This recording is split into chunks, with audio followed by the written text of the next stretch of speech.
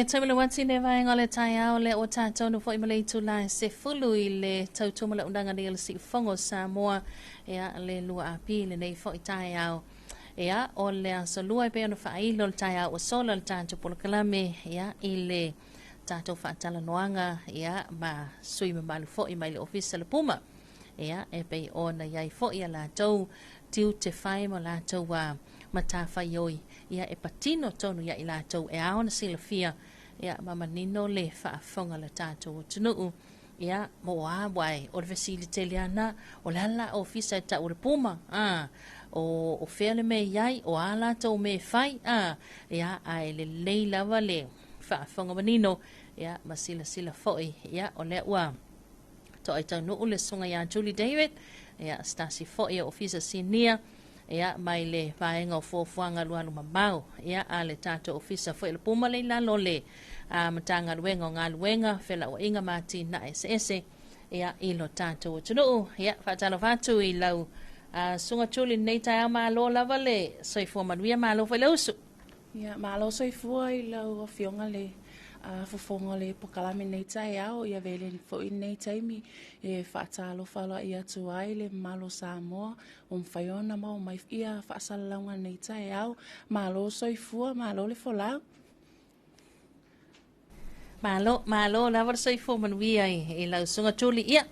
o tūlanga ia pe ona iai ia whamatalanga ia le ngā luenga whaatino e patino lava le vaenga le nei o atina e ngā whatauli maina whaamole mwhena e sau noa ia i tūlanga lea. Ia whaafatai mo lea manoa ia o te iloa o pokalame whaawau lava nea le ofisa le puma mai tato masanga luenga ngā luenga ma atina e SSL malo ia o te iloa o le vaenga nei o atina e ngā whatauli maina. Ia o le mātou vaenga le i totono le ofisa le puma o lātou le ngafa ma le whaatau taia ma le ilo ino o talo sanga e tu ina mai le ofisa. Moni mali e ngatau atina ai ia po le pe mita fo ilo na whaafai ngofie ina. Ua malama mai si o tātou atunu. Malo whaatai. Se i whaamatalau ili le winga le upu atina e. Ia wai o le ho iei ni so atina e foi ngai kai pe o whakuanga ia mo vaenga umai au fia i mo le sila fia le atunu.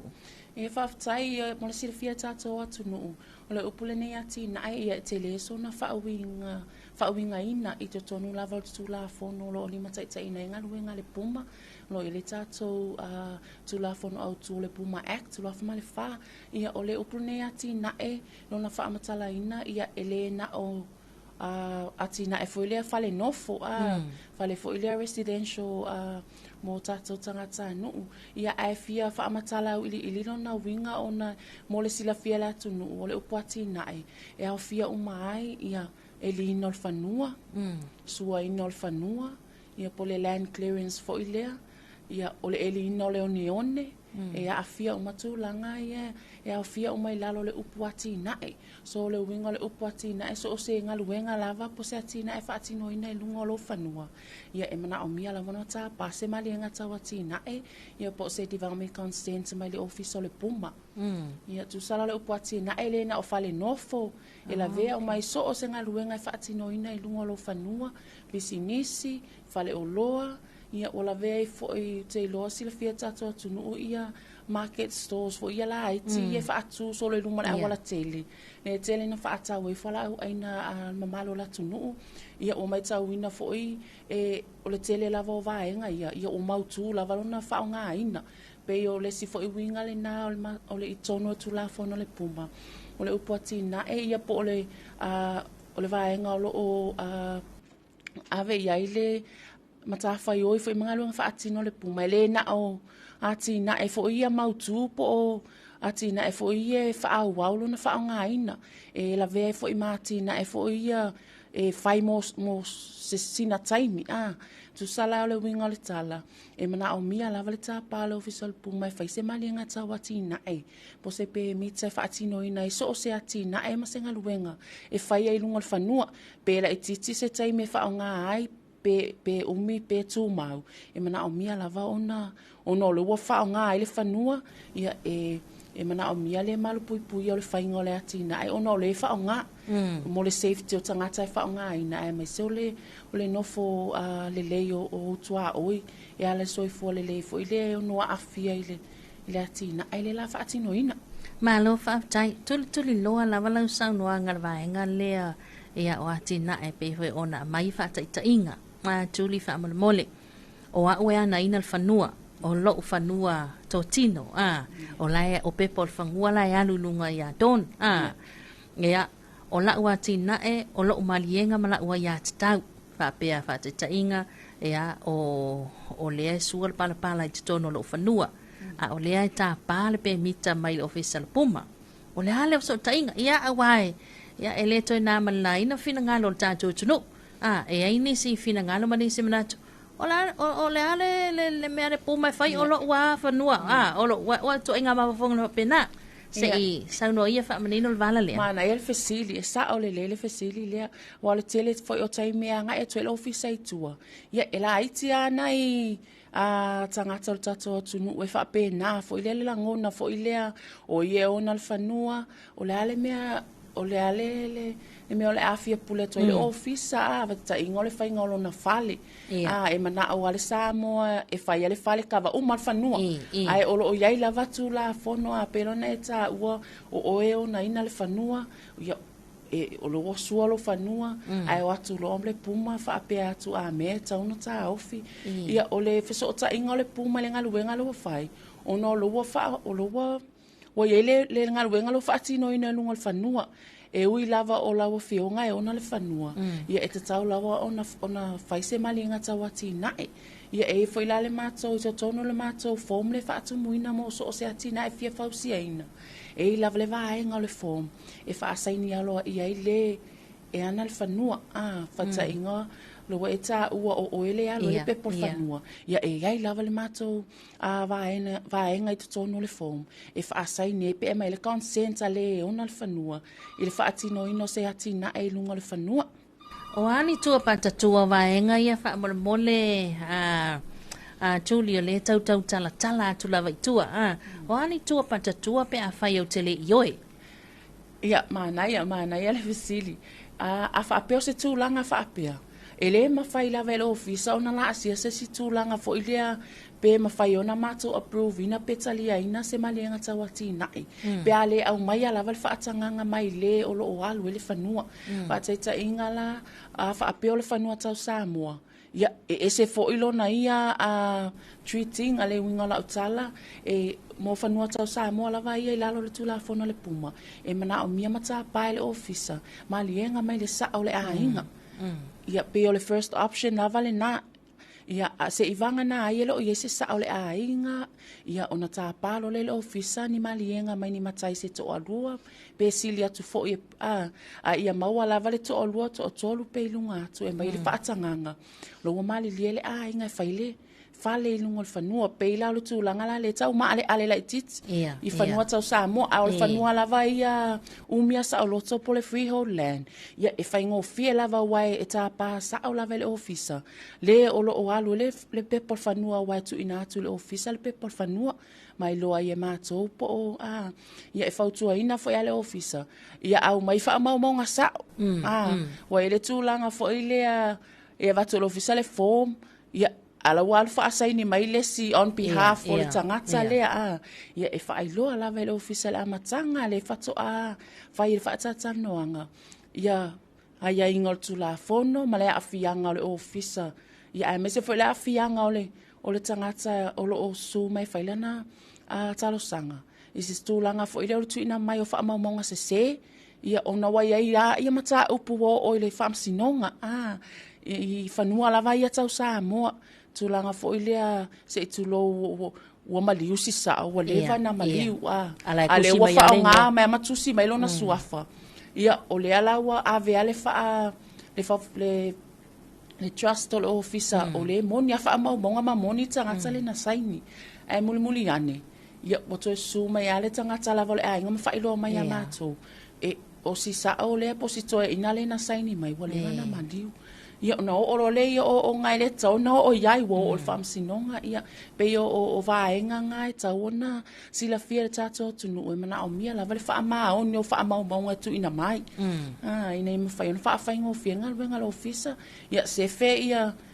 ia tangata lau tele po le ana le atina se fe fo le ofisa le la tonga luenga fa atino ma lo fa tai a vaenga la vai tawati na e wale fo ia ma fale nofo ia e tono le li o le a umana o a u ia le fausanga lo fale au te mana o a u ia le fausanga lo fale ia e pule fo ia u le tele pule ia pule o la ia le mana tu fo ngale pule a u ia lo fanua ai fa peala o le ua nga ia to le puma fa mai ta o fi o le ia a tolu lo fale ia ua ova mai mele fai la upa fo ingale lima mika fo ingale tu sa alu antu le loli fo ingale loli container e kai ai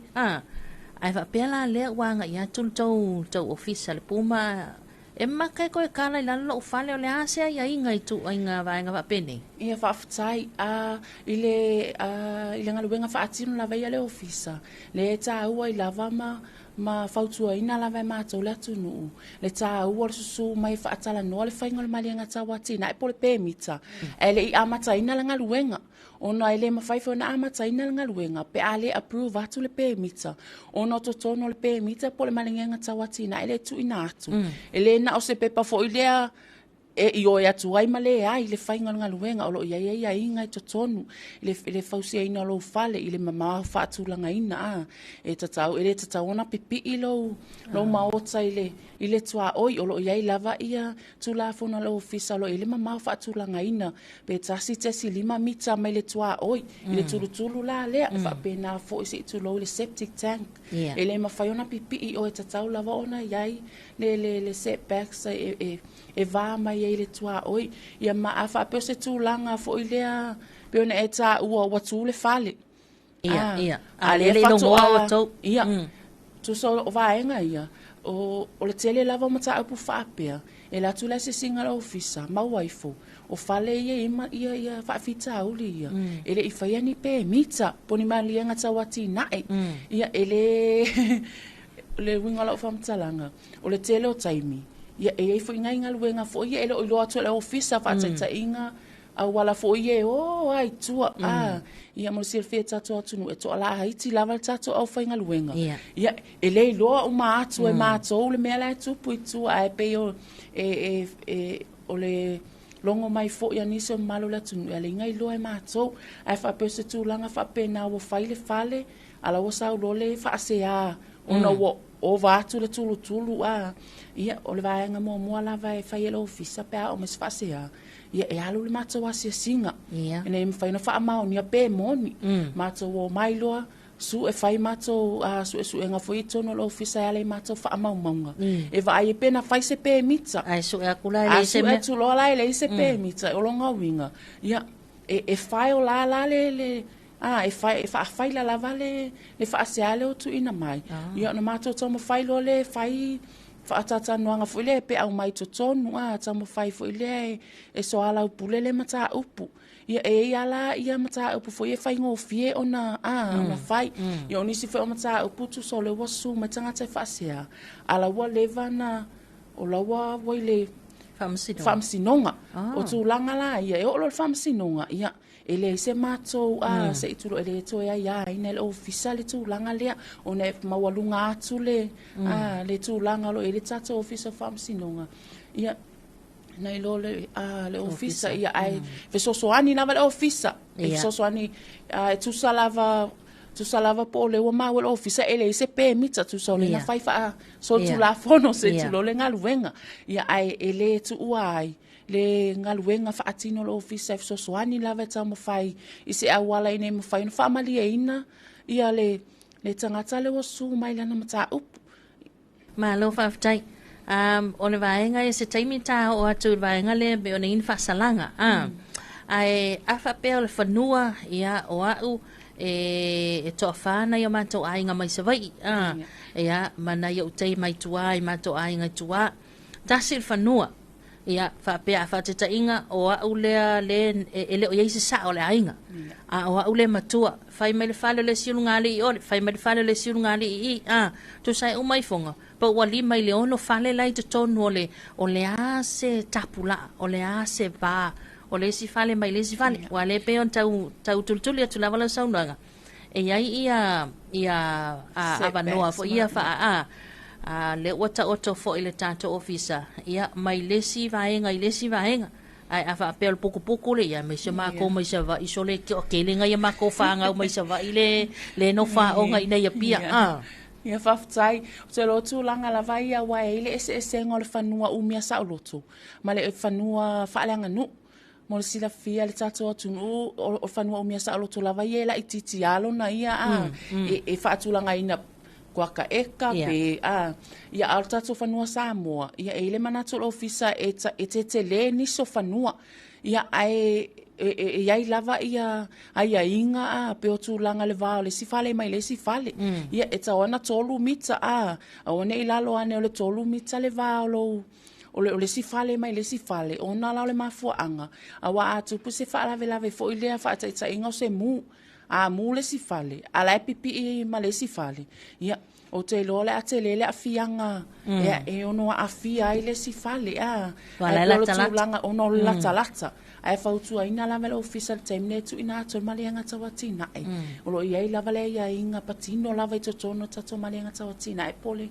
le tu ina tu o lo mai o io le tu langa le e o foi la le tu langa ile se faafitauli foʻi lea o lo approve le official ono le tatala no tu langa ia inga ma a faapea ua approve le ofisa le talosaga ua approve atu le maliga taotina e fai le galuega i totonu lava I o fanua tau Samoa e I lava le iaiga patino o loo tuuina atu le ofisa I totonu o le maliga le au vatu a faapea e alu le galuega ua amata le galuega ua le ua approve atu le pemita e amataina ai e se faafitauli I tulaga I le fanua ia e ile ai atau ale ofisa e taofia I le galuega e soala upule mua le mataupu le aiga I tua soala upule I tua le mataupu ia na famana fai foi le na faailoa mai le ofisa mea o lua soala upule ia e foi la pepa faamatalaga e tapae le ofisa auai le mafaina faaaogāina le ofisa ni faamatalaga foi atu umutu se itulou e manaʻomia lava e matou ia faamatalaga tusia auai le gata na foi lea faamaumauga le ofisa faamaumauga le ofisa ia ae e malupuipui ai le ofisa ia me fai foi ona a faapeo se tulaga ua oo le faamasinoga ia e tapa mai faamasinoga o lē mautu le faila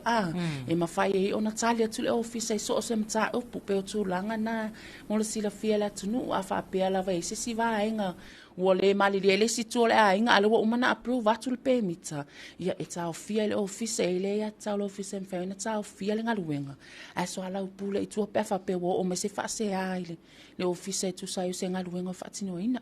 malo faamaitaisaunoa tuli manino latulaga lea o leia ia tatou feʻautustusia le malo le atunuu I luga o tatou pega o tafailagi faailoa o latou finagalo famai o la so le iaigi mea faapea ia which is a sao o lea se a lea lau o tase e mai tulaga tau faasalaga ia e ia le tagata fo iaga le e la ia le malosi alo na talitonuga o lana mea tautino ia na faule o lona fale anga ia tu tatou ofisa ma faasolo vaega uma pe ona e taʻua le taimasola ia ae mosua e le iaia se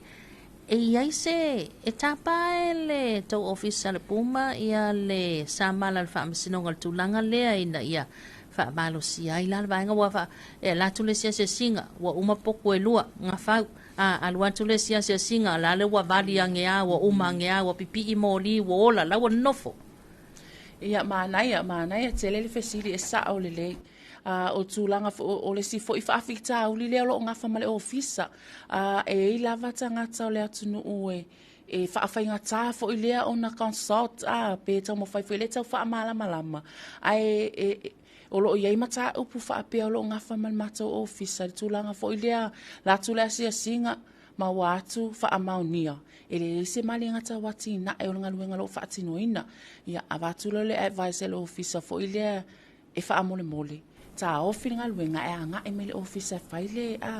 e faile malenga tau tina pol pe mita a fa pe ai matuto e atu alo fa alua fa tolu pe fa fia la vele o e ila le vaenga ila lo tu la fono le puma e mafai e ona fa sala ina tangata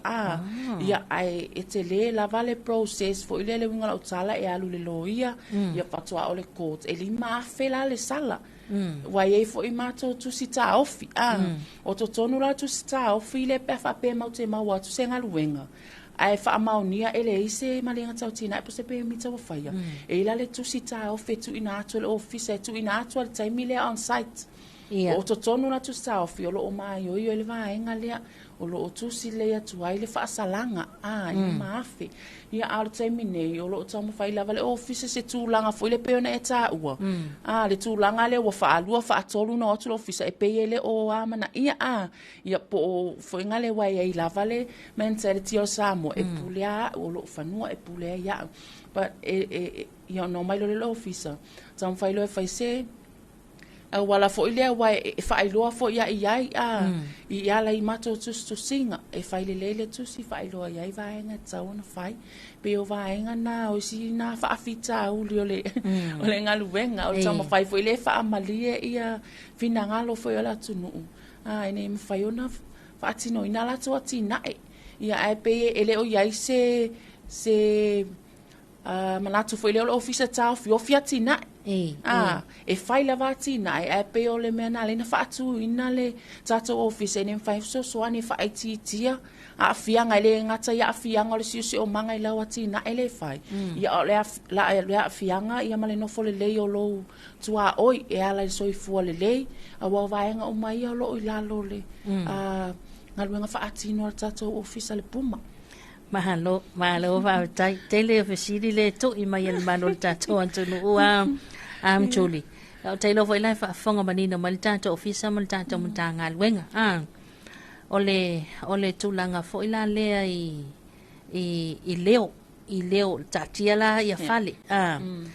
o leo foi ngai o la au ia po o leo foi o lotua oi ia ai mai se lava e se taimi fa tulanga ina e le tatawai ona so ona fa malmaloa ilunga se leo se la upese ia po oni e vanga po oni e vanga fo ia pe fai se pati ia ilo fale ala wa makua i fei kai mai alo tua o ia te o hania ia inga ia te ule ona le fai ala miole okay fa fetai o te lo ni si o vaenga le lalo e lava le vaenga ma oti po le urban management section e lava le vaenga ma oti lea e ngafa male tulanga le tau soifua le la ia afiai le o la au manongi le tala feanga o septic se tulo o tua oi so avai la fo ai fo ia vai mai le sink falta ele o sau i lo fanua pe o vaenga o mai e o sunu ino la pisi le o la au pe ona e fisiling el tulanga le leo fo leo ia o lo ia le ngai la lo tula fono le puma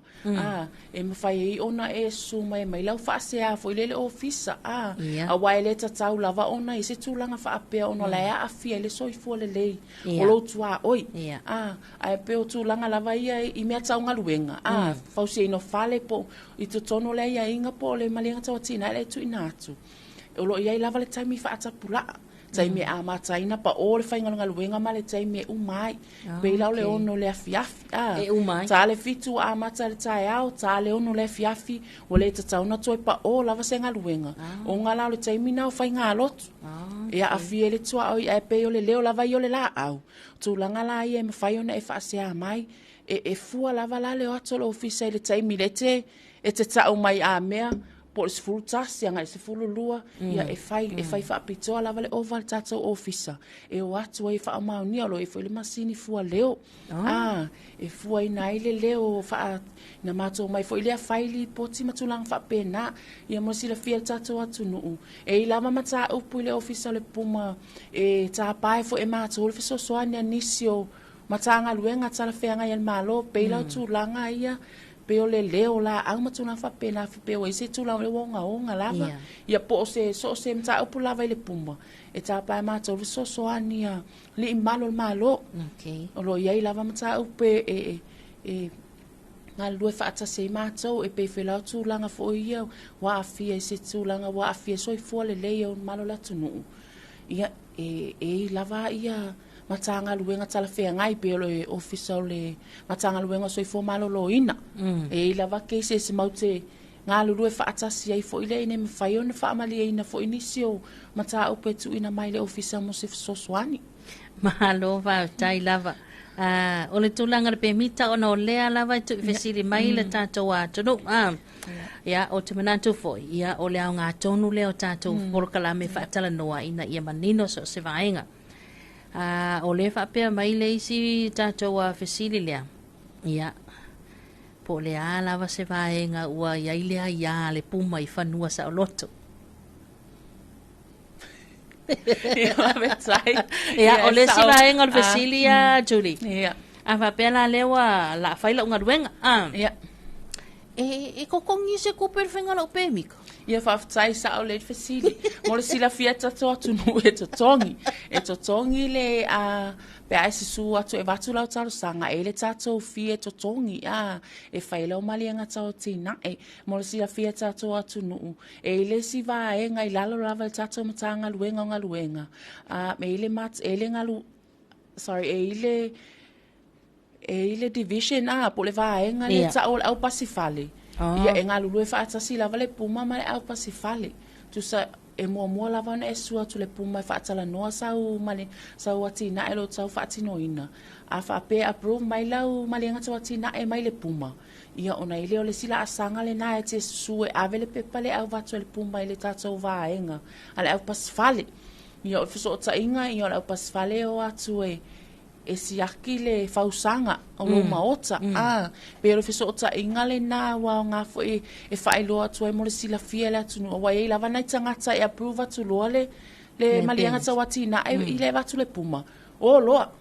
O sa alo le fale. Ia le unga lau ta. A e tau ma whaila we wha amalama le taimi le fatua amata e whaatala noa ina le ati na e. E ile si vaenga. E uma le puma o na e susu le ave i o le. Lau mali anga tau ati na ai o le vaenga mātou au pasifale. E foi le lātou matawhai o i e whai. O no le whesota inga o le puma ma le au pasifale. O le puma e o atu e vai le lātou assessment i nunga o le whanua.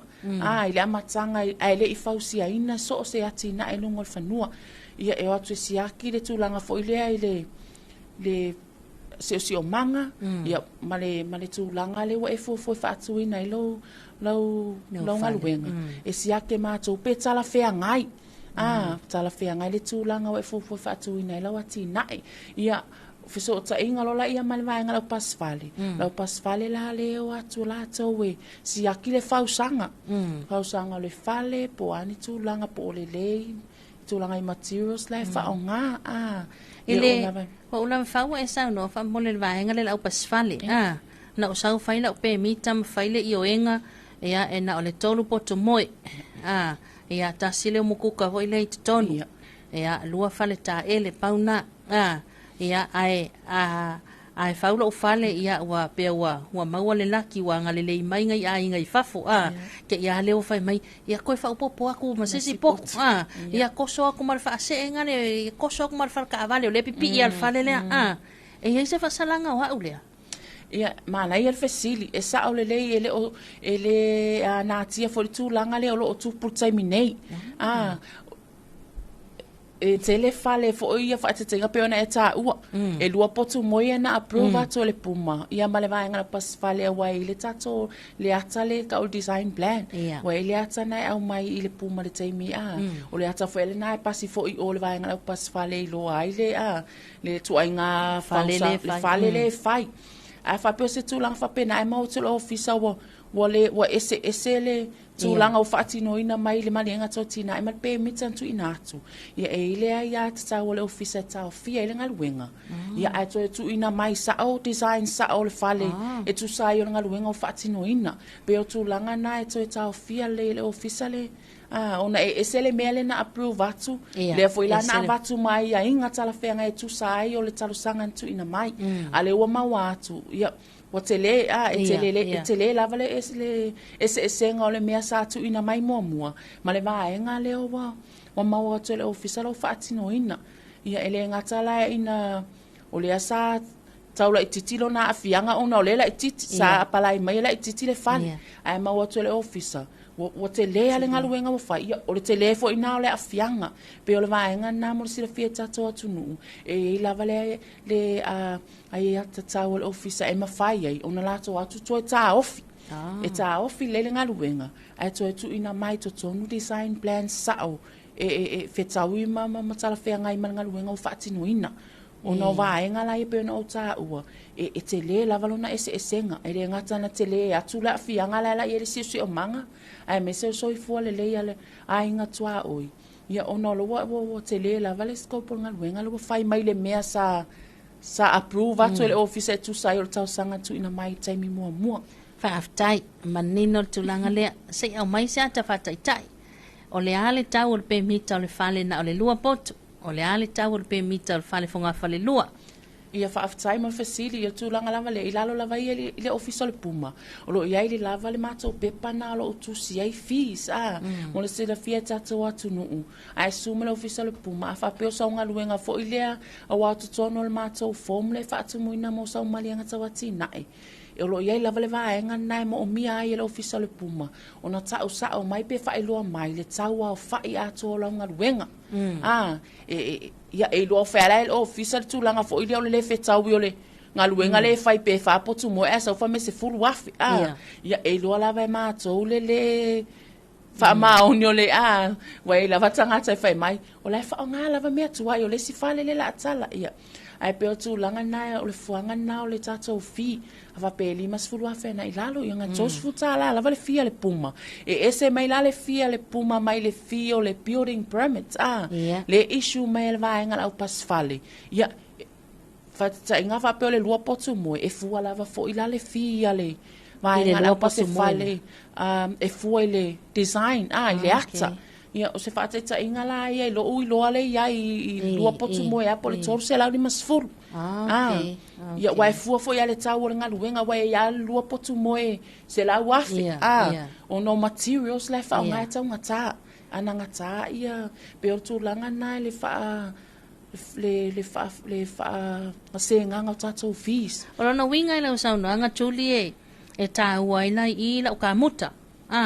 e avaku wa ka ika le fai lo ka fale la taka muta ia pe ma fai ngo wana ko inga me inga le nai matua ye umi lava o lana papa ai tunu mamau le wa nga mai o le se no fo le ai nga nei le la mana fai le fale e ma fai ngo nga saule ia o fai atu so sa o le puma pe ma o se so swani e ma fai ona tau au maia se ata fataitai e ma fai ona maia o tau se design fo ilea ia mase ka muta fo ilea I tau so ta inga fa ngaluenga ia fa aftai ma fasili mana ia fasili ile tu langa la le ile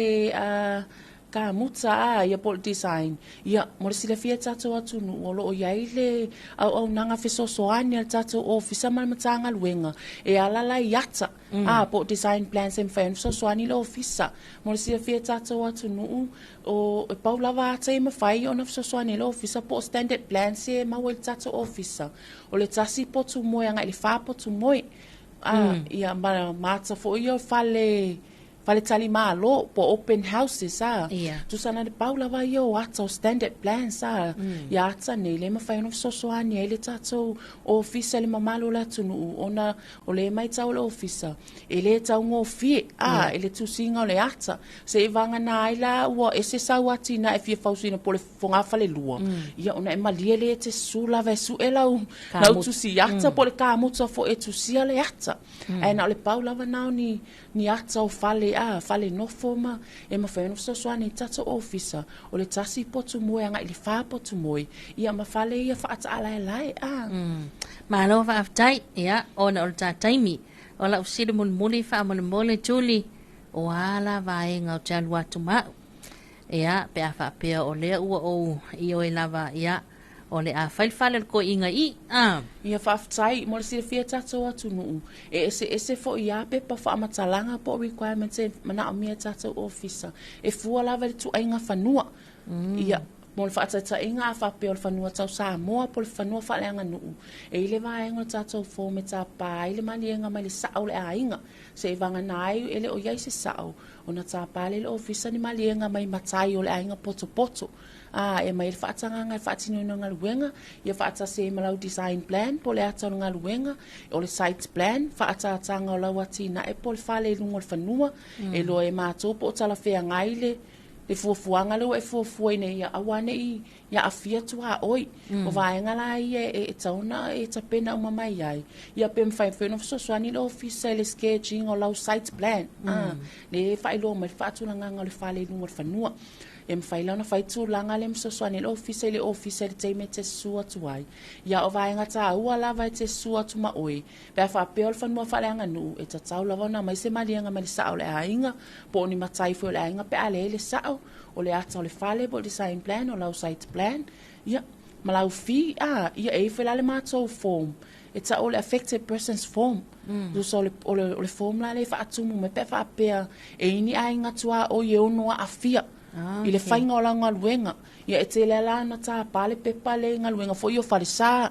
O ho ngaluenga te tele. E ono a awhia i lo tua o i le ngata le pa o le pefu. Ia o nisua vai fo i e ono tawhi atu i o. Tu sa pe o le tā ua naro o malienga mai a inga tua o i na matato formule na. E whai loa mai le ofisa. O le ua wa yele si wo sila fia e nai tua o i la ngaluenga le whai. Ia le fu a mai le lato malienga. Ia e tā ua la vale a mea malienga ne mwhai na awa ne i eise tūlanga fo i leo le wā mata tūlanga luenga a to e susu mai se si whapele i consulting ala na fionga i whainga ngā luenga. Ia ai o tūlanga i whanua o mia sa o loto po Freehold Lands. Ia oro iai lava iai ngā e tu ina mai, e taun tu ina mai pela pe por whanua. Me tau computer folio, certificate. Ia whapena whela survey plan. Ia mai tatau lava. Ona whaasaini leo lo o alu e whanua i lunga le pe por whanua. I le tatou form. Patata e ngā whapea fo i la o le land owner lea titilo tomato asu mai leo lo o sau e talo sanga e whapea mai. Oi na awa au le inei o maa ua e alu e alai fafu. E le mawhai ala na alu lo le ofisa e whaonga na alu tangata te o tasi. E tā pāla mai mātou. Le tangata la. Le si tangata le to o lua pea whaape to o lua tangata lo alu whanua o mesa o loto lea. Ia e tamu whai whaela lo ofisa e whaamamlama tūlanga fo i lea wai e lava le manatu fo i lea o lai fafu na whaapea lo la ia la whaonga lo na awia. But e tamu whai lava le ofisa e whaeloa iei o lo iai lava awala fisota inga. Ma whai ona whai le tusi whaasaini sen mai le emaili ia tamu whai le ofisa e tu iai le emaili. Ia maua mai lava le consent. Ma le yenga mai le tangata o lo o alu le pepa whanua. E le mawhai lava le ofisa o le pumau na talia se talo sanga. E au noa ma se malienga mai ye o lo alu le pepa whanua pe o le tā ua le nao le tu ina mai o pepa whanua. Ia ma ne ma whai ona whaatino ina nga luenga le ofisa. Malo whaaftai lau sunga tūli ia o te manatua le vaenga munumulina ma le vaenga whai una tātou whaatala noanga ma le ofisa le puma. Ia, o le fesili mai nisi o tātou tunu o le vaenga le puma. Ia, e lalo le au nanga le matanga luenga o ngā luenga. Whela ua inga, ia, maati na ese. Ia, e peila o na fofola na vala lea e le sunga ia Tuli David. Ia, o le tamaita e sini o le vaenga fuafuanga alu mamau o le tātou ofisa. E na ia manino, o le tele o fesili le tu ina mai lunga o penga te whailangi. Ia, o le ua pasi antu le sunga ia Tuli. Ia, tanga iho, iai masila, iai le tātou ofisa. Awala te pole, le siwa ia tātou proklame ma le ofisa le puma, o le atali manino ai le tātou ofisa, ia e le telefo i o whaafsili, ia matulanga iao o na wha manino atili, ia mo le sila fia le tātou tino. Whai o nai fia, whausia se ati nae, ia e le leile so ta i le puma. Ia a whai o nai fia sila fia tulanga le pēmita, ia o le pe ona whai lo atu, fua lava le pēmita, ia e le ata le watu ina mai, ia po le ala wati na e o le a whausia, ai mo le nganga whaaftai tele, ai sunga tūli, ia a mai se wo il tātou porkalame, ia e le neivaenga o le tai au, ia manatu lava i tele i ofisile o le tātou o tunu u lea e tu ina mai. Ia o leo le a tātou whaasolo atu ia isi vai aso le tātou porkalame. Anga lele ali, ia i toi o nei aso lua, e lau sunga le tamai tai sinia mai se wal pulenga bale o fai ngā duenga ia pena ona ia I fo I ngā duenga matiu te whai ia o le nei vaenga le tai au. Ia whaaftai lava, mo la tuelenga whaaftai lau sunga le fonga le pokalame nei tai au, ia me se fo I whaaftai atu le malo sa mo wa mwhaiona mau mai whaasalaunga le nei tai au, malo whaaftai le mafuta mai, ia eto e turi tau mai le si tatou pokalame vai asolu manai, tatou te whaasoa I lava I tatou ngaluenga whaatino lo mwhaiona whasosoane to le tatou officer mo le mamalo le atunuu ia mo sile fia me whai lava ona wala au mai le numero telefoni lua tasi ono tasi pe a fia maose whasosoane ia e tu ina to foi se au nanga le officer ma o le tatou officer lo le follow lima o le tatou fale le tate building po le fale le tui atu le follow lima ai whaamanuia te lele atua I ngaluenga matiu te whaatino le nei aso. Ia, so whaasai fua. Malo whaaftai, ia, soifoi al tātou tunu.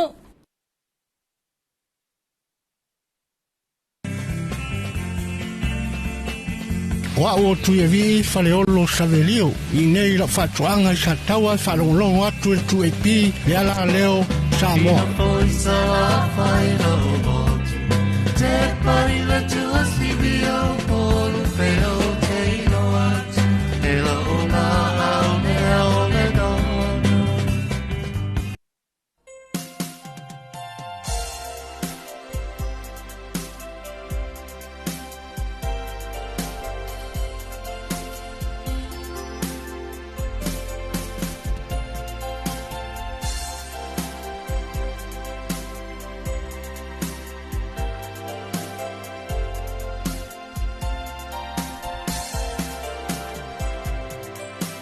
Do una